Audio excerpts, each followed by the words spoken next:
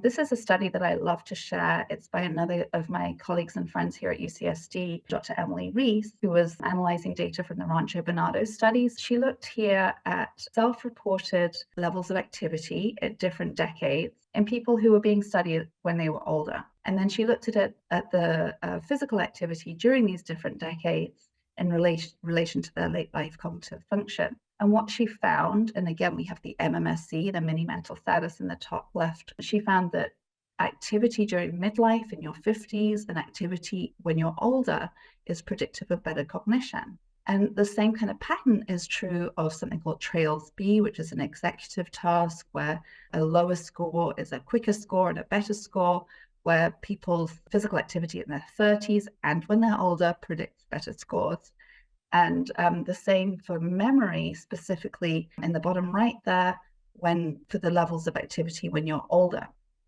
And this to me is really encouraging. It's correlational, so not necessarily causational, but we are seeing this relationship between activity levels, even when we're older, on our cognitive outcomes.